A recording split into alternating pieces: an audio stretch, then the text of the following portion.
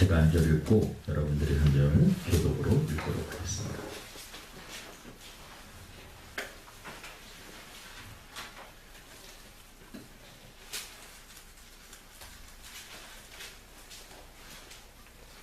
제 책상에 설교는 제가 한 절 읽고 여러분들이 한 절 읽습니다. 오순절 날이 이미 이름에 그들이 다 같이 한 곳에 모였더니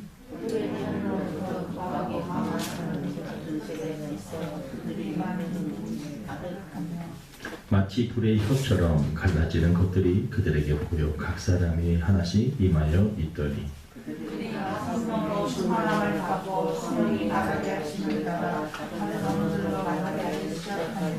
아멘. 우리 아까 불렀던 찬양, 우리 성령 하나님 나를 만지셔서 영상 찍어주세요. 지금 찍어주세요. 성령 하나님 나를 만지셔서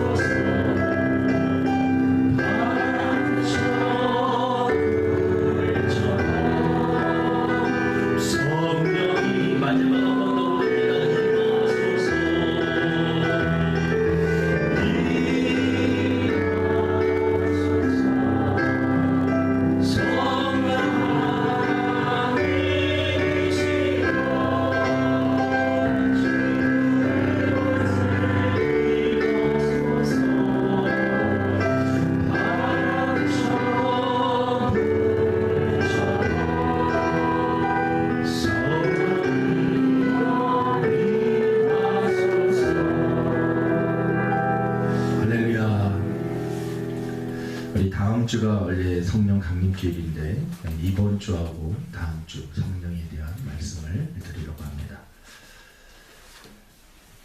성령님은 어떤 분이실까? 성령님은 하나님이십니다. 우리가 예전에 부흥집회나 또 다 부흥집회가 참 건전한 부흥집회가 많이 있습니다. 조금 오해의 여지가 있을 수 있는 그러한 집회들이 종종 있습니다.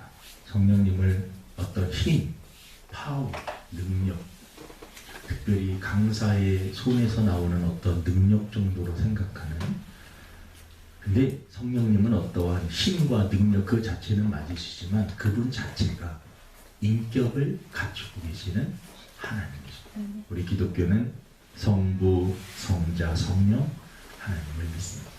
성령 하나님 자체가 지정의를 가지고 계십니다. 인격을 갖고 계시는 그러한 분입니다. 그러니까 성령님을 내가 마음대로 쓸 수 있고 사용할 수 있고, 성령님이 마치 내 종처럼, 그래서 예전에는 막 성령아 가서 병을 고쳐라, 성령님을 갖다가 마치 자기 밑에 부리는 종처럼 어떠한 능력처럼 생각하고 약간 오해의 여지가 있는 그러한 부분들이 있었습니다. 성령님은 하나님이십니다. 성령님은 하나님이십니다. 사도행전 5장 3절에 보면 아나니아하고 삽비라가 하나님 앞에 드려야 될 것을 드리지 않고 숨기는 그러한 사건 속에서 5장 3절에 제가 읽어드리겠습니다. 베드로가 이르되 아나니아야 어찌하여 사탄이 내 마음에 가득하여 내가 성령을 속이고 땅값 얼마를 감췄다. 여기서는 성령을 속이고 땅값 얼마를 감췄다.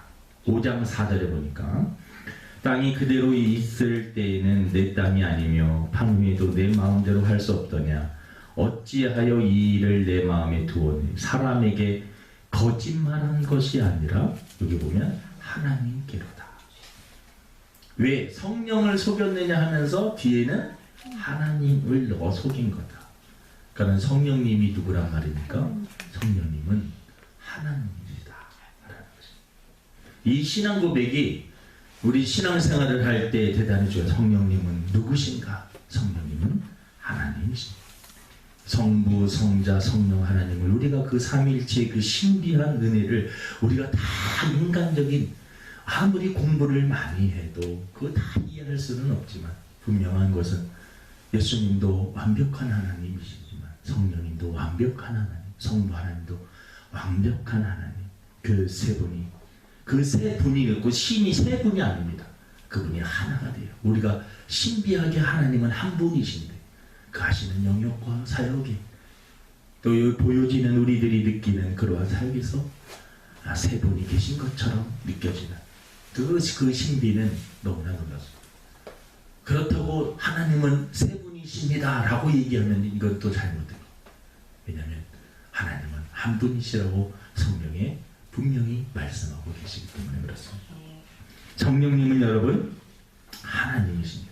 이것이 우리가 성령에 대한 설교를 듣고 성경을 읽을 때 분명히 알아야 될 것은 성령님은 하나님이십니다. 그 자체가 그분이 하나님, 그분 자체가 영광을 받으시고 그분이 인격적인 분이시기 때문에 특별히 성령님은 예수님께서 부활 승천하시면서 저와 여러분들에게 보내주시기로 약속하신 그러한 분이십니다. 시 공간을 예수님께서는 육신을 갖고 계셨기 때문에 시 공간을 초월하실 수는 없었습니다. 그래서 예수님께서 내가 떠나는 것이 너희들에게 유익이다. 그 말씀은 예수님은 떠나시면서 성령님을 보내주셔서 시간과 공간을 초월하여 모든 사람에게 보혜사가 되어주신다는 것은, 보혜사라는 말은 옆에서 도와주시는, 옆에서 우리의 이야기를 들어주시고 카운셀러가 되어주시는, 옆에서 우리가 갈 길을 몰라 어디로 가야 될지 모르고 무엇을 어떻게 해야 될지 모를 때 우리에게 코치 역할을 해주시는 분, 길을 안내해 주시는 그분이 바로 성령님이십니다. 성부 하나님이 약간 아버지의 이미지가 있다면 성령 하나님은 어머니의 그러한 이미지가 있습니다. 상한 마음을 만져주시고 위로해주시고 안아주시고, 악한 사단은 우리에게 너는 안 돼, 너 같은 놈이 뭐, 너 같은 인간이 무슨 하면서 우리들을 정죄하고 과거의 온갖 죄악들을 들춰내서 우리를 참소하고 어떻게 하든지 죽이려고 하지만, 성령님은 죄악 가운데 넘어진 우리들에게 다시 한번 일어나라, 내가 너를 도와줄게, 힘을 내. 그래서 너가 연약하기 때문에 예수님께서 그래서 십자가를 지신 거야. 너 혼자 하려고 하지 마, 내가 도와줄게. 성령님은 우리에게 오셔서 말씀해 주시고 다시 힘을 주시고, 인생 정말 살 수 없을 것 같다라고 마음 먹고 생각하는 자들에게 다시 희망과 용기를 주시는 그분, 그분이 바로 성령님이십니다. 그러니까 기독교 이 신앙생활을 하면서 우리가 성령님을 제대로 알지 못하면 수박 겉만 핥고 있는 것입니다. 수박 한 통을 사가지고 겉껍데기 녹색 그걸 막 핥으면서 와 맛있다 맛있다 하고 이야기하는 것도 똑같습니다. 수박을 깨서 그 여름에 시원한 수박을 뜻이 성령님을 우리가 알아야지만 신앙생활을 하는데 그 진미를 체험할 수가 있는 것입니다. 이 세상을 창조하신 그분이 저 멀리 우주 밖에 계신 것 같은 그 하나님이 멀리 계신 것이 아니라 내 안에, 내 옆에, 나의 세미한 음성 기도 소리를 들으시고 나와 늘 교제를 하시고 나를 지켜보시고 나를 도와주시는 분이 성령님이시다라는 것이죠. 이 성령님에 대해서 알면 여러분, 우리는 어떠한 환경 속에서도 승리할 수가 있는 것입니다. 그래서 오늘은 성령 하나님은 누구신가? 성령 하나님 어떤 분이신가? 큰 카테고리 안에서 핵심적인 부분만 말씀을 전하려고 합니다. 첫 번째는 아까 말씀드린 것처럼 성령님은 하나님이시다. 이게 가장 중요한 것입니다. 두 번째는 성령님은 예수님의 영이십니다. 예수님의 영. 그래서 성령 받은 사람들은 누구를 이야기하느냐? 예수님을 이야기합니다. 성령을 받았는데 엉뚱한 소리 하는 것, 다른 사람을 소개하지 않습니다. 성령을 충만히 받으면 누구를 증거하게 되느냐? 예수님을 증거해요. 오직 성령이 너에게 임하시면 너희가 권능을 받고 예루살렘과 온 유대와 사마리아와 땅끝까지 이르러 내 증인, 내 증인은 예수님의 증인이다. 그러니까 성령 받은 사람이, 그 사람이 건전한 성령을 받았는지 올바른 사역을 하는지 분별하기 위해서는 그 사람이 예수님을 증거하느냐 안 하느냐. 성령 받고 막 사람들은 병은 고치고 치료하고 권능은 하고 기사와 표적은 나타나는데 그의 입술에서 예수에 대한 증거가 없다면 그건 잘못된 것입니다. 베드로도 그렇고 바울도 그렇고 우리 선교 역사상 다 성령 체험한 사람들, 그 사람들의 입에서는 누가 증거되었느냐? 예수님이 증거되었습니다. 요한복음 15장 26절에 내가 아버지께로부터 너에게 보낼 보혜사 곧 아버지께로부터 나오시는 진리의 성령이 오실 때에 그가 나를 증언하실 것입니다. 그러니까 성령님이 하시는 일은 예수님을 증거하는, 그 예수님을 잘 믿을 수 있도록, 이 우리의 믿지 않았던 사람이 예수님을 처음 영접하게 되는 말씀을 믿음에서 나는, 들음에서, 믿음은 들음에서 나는데 들을 때에 믿음이 생길 수 있도록 하시는 분이 성령님이십니다. 그리고 그 믿음이 자랄 수 있도록 도와주시는 분이 성령님이십니다. 그러니까 성령님은 예수님을 잘 믿을 수 있도록 도와주시고, 또 믿다가 실족하고 넘어지면 다시 일으켜 세워서 다시 예수님을 잘 믿을 수 있도록, 예수님을 잘 닮아갈 수 있도록 우리에게 영적인 코치를 해주시고 안내해 주시고 위로해 주시고, 급할 때는 막 채찍도 하시고 하시는 분이 성령님이시다 라는 것입니다. 그러니까 우리 성도들이 이 성령님은 예수의 영이다. 성령을 받고 나서 어떤 사람을 막, 성령은 받았는데 예수님이 아니라 그 사람이 전하는 핵심이 어떤 인물이라면, 어떠한 사람이라면 다 잘못된 것입니다. 성령 받은 사람은 궁극적으로 누구를 증거할 수밖에 없느냐? 예수님을 증거하는 것입니다. 여러분, 그래서 영적인 분별력이 있어야 돼요. 막 기사와 표적이 일어나고 신비하게 성경을 막 해석하고 막 분해하고 막 말씀 들으면 막 가슴이 뜨끈뜨끈한데 결국 나중에 엉뚱한 사람의 이름을 막 강조하고 그 사람을 믿어야 된다고 그러고 다 잘못된 것입니다. 그러니까 분별을 해야 돼요. 예수님이, 성령님은 예수의 영입니다. 우리 한번 따라합니다. 성령님은 예수님의 영입니다. 그러니까 성령 받은 사람들은 예수님을 증거하고 예수님을 닮아가게 되고 또 예수님을 자랑하게 되고, 그것이 바로 성령의 역사인 것입니다. 또 성령님은 사랑의 영입니다. 사랑이에요. 하나님은 사랑이십니다. 성령님도 하나님이시기에 사랑의 영이십니다. 성령이 임하게 되면 가장 큰 변화는 내 마음에 하나님을 뜨겁게 사랑하고 예수님을 뜨겁게 사랑하고 사람을 사랑하는 마음이 생깁니다. 성령 받기 전에는 미웠던 사람, 정말 미웠고 죽이고 싶은 마음, 분노와 이 마음이 일어나는 그런 증오심과 미움, 이것을 감당할 수가 없어서 막 괴로워했어요. 성령 받게 되면 성령님께서 하시는 놀라운 사역, 우리의 마음을 사랑의 마음으로 바꾸어 주십니다. 하나님이 저와 여러분들을 사랑하셔서 예수님을 이 땅에 보내주셨고, 예수님은 우리를 사랑하시기 때문에 십자가에 지셨습니다. 다 사랑입니다. 예수님을 보내주신 것도 사랑이시고 예수님이 십자가 지신 것도 사랑이십니다. 성령이 우리에게 임하게 되면 변화가 있는데 우리 마음에 사랑의 마음이 생깁니다. 초대교회 성도들이 성령 받고 나니까 오순절 마가다락방에, 오늘 본문에 보면 오순절 날에 그들이 모여서 성령을 체험하고 나니까 그들의 마음이 막 불같이 일어나고 뜨거워지고, 2장 후반절에 보면 그들이 성령 받고 나서 각자의 집에서 막 먹을 것이 있으면 예전에 혼자서 좋은 것 막 먹고 그랬는데 나누어 먹으며 다른 사람을 생각하게 됐다는 거죠.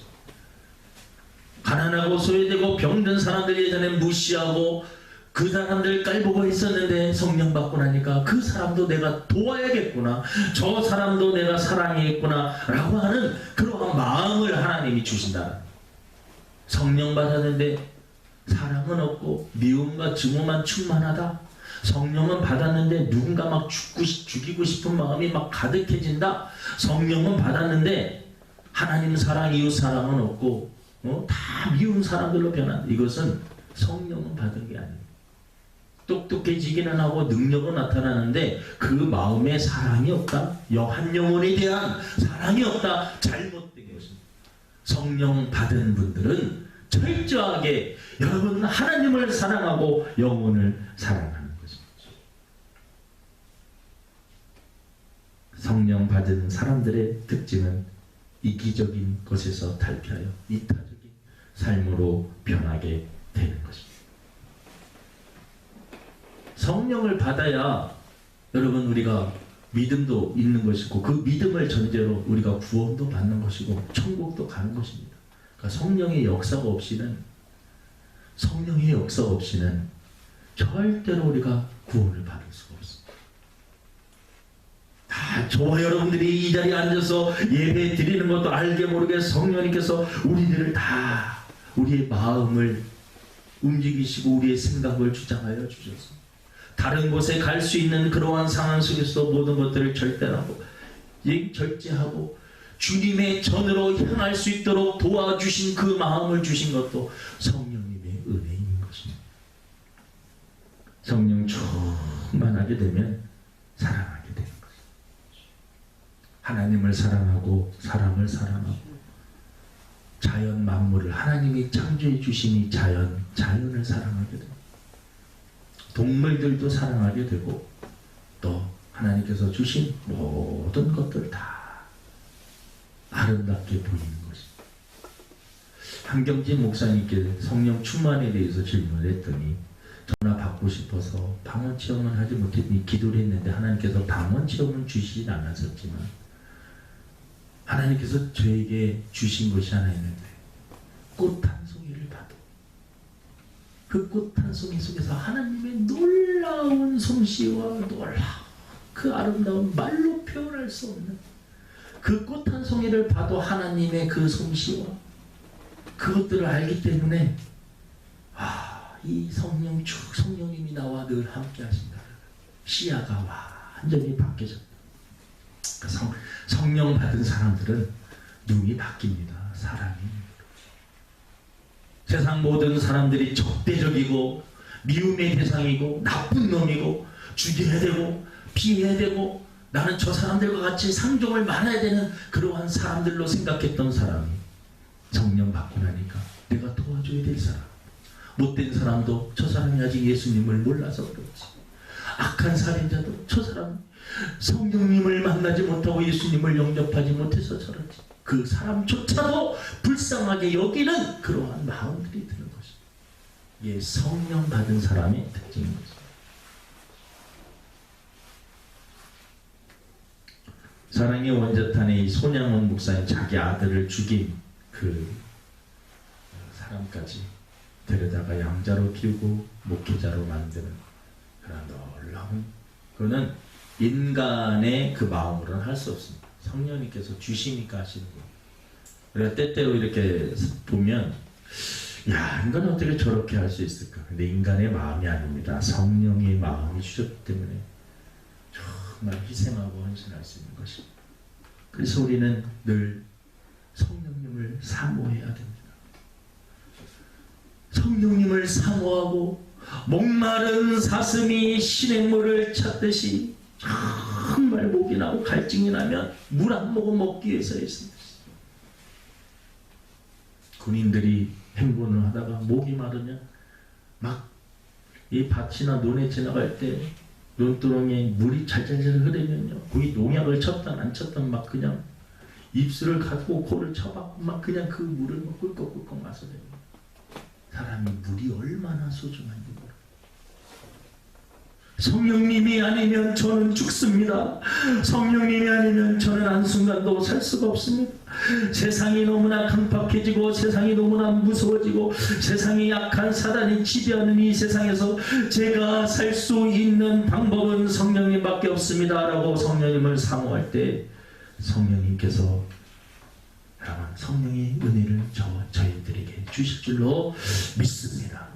성령의 충만, 성령의 기름 부으심, 성령 체험, 성령 세례, 여러 가지 표현들이 많고 막 이거 가지고 신학적으로 논쟁하고 막 그런 분들이 많아요. 근데 그런 부분도 필요하겠지만 여러분, 성령님을 내 개인적으로 체험하는 것입니다. 이론적으로 알고 그런 것이 아니라 실제적으로 성령님이 살아계신 것을 내가 몸소 체험하는 것이 성령 충만이고, 성령에 내주고 성령님이 내 안에 계시는 것을 내가 느끼면서 사는 것이 성령에 내주는 것입니다. 그래서 우리 성도들에게 그 성령을 사모하면 성령님이 내 안에 계신다는 것, 내가 몸소 경험하고 체험해서 알고, 마치 눈으로는 보이지 않지만 만지고 느낀 것. 선풍기 바람을 틀어놓으면 바람이 싹 오잖아요. 느끼잖아요. 시원함을. 그와 같이 성령이 임하게 되면 성령님이 계신지 안 계신지, 내 안에 임했는지 안 임했는지 헷갈린 것이 아니라 확실하게 알게 된다는 거죠. 그래서 성령님을 사모해야 되는 거죠. 또 성령님은 어떤 분이신가? 성령님은 질서의 영이며 정결의 영입니다. 성령님이 임하게 되면 무질서했던 삶이 질서 있게 바뀌게 됩니다. 창세기 1장 2절 말씀이 대단히 중요한 말씀인데, 땅이 혼돈하고 공허하며 흑암이 깊음 위에 있고 하나님의 영은, 성령은 수면 위에 운행하시니라. 땅이 혼돈, 공허, 흑암 속에 있습니다.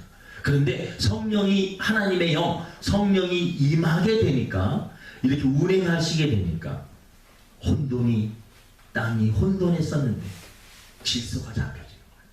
질서가. 이게 대단히 중요한 의미입니다. 혼돈했던 그러한 땅에 하나님의 영성령이 운에 움직이셨더니 일하셨더니 질서가 온전히 질서가 납니다. 공허 아무것도 없고 비어있고 하지만 성령이 임하게 되니까 거기 하나하나 뭔가 채워지는 것입니다. 흑암 성령이 없으니 흑암이 아닌데 성령이 임하게 되니까 운행하시니까 빛이 생기는 것입니다.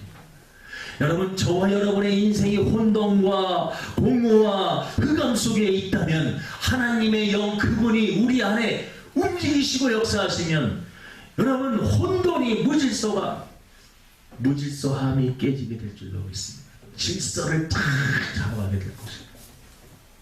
정신적인 생활에 인생이 여러가지 혼돈 부분들 너무나 많이 있지만 성령이 임하게 되면 여러분 혼돈이 질서로 공허한 마음이 세상적으로 헛된 것들로 쓰레기 같은 것들로 부패한 걸로 가득한 우리의 심령에 거룩한 것으로 깨끗이 씻어주시고 채워주실 줄로 믿습니다. 그 감이 빛으로 변하게 될 줄로 믿습니다. 성령 받게 되면 질서, 내 내면의 생각에 질서 있게 다 정리가 되고 하나님께서 잡아주십니다. 버려야 될 거 다 버리게 하십니다.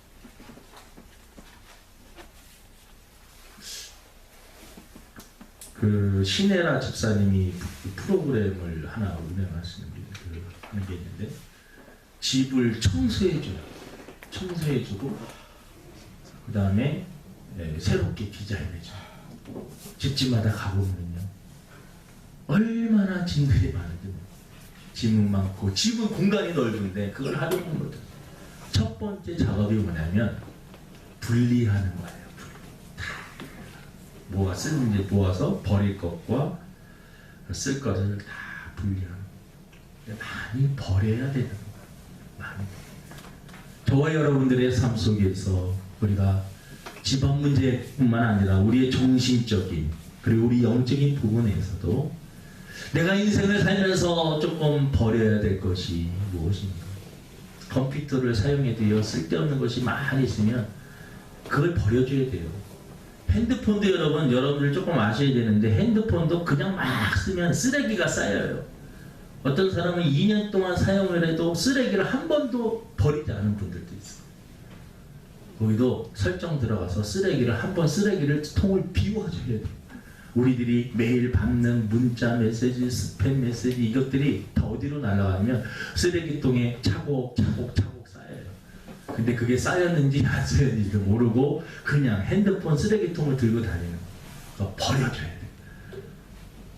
그것도 버리는 게 다 인생 우리가 조금 뭔가 버릴 거는 버리고 그래야지 질서가. 그 다음에 다 소중히 간직해야 될 것은 다 간직하고 그 다음에 건물을 하나 이렇게 세워나가요. 성령이 임하여서 우리 주사랑교회 성도 여러분, 저와 여러분들이 질서 있는 삶으로 바뀌기를 원합니다. 가정도, 교회도, 여러분의 사업도, 직장도 하나님 성령이 임하게 됩니다. 하나님께서 갈 길을 보여주시고 어두웠던 인생 어디로 가야 될지 모르는 사람들에게 빛으로 인도해 주실 줄로 믿습니다. 그러니까 성령님은 질서의 영이고 더러웠던 부분들을 정결케 해주십니다.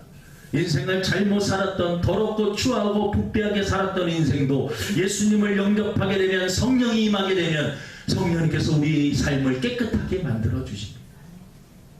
깨끗하게 사는 거 재미없을 것 같은데 그 무슨 재미로 사냐?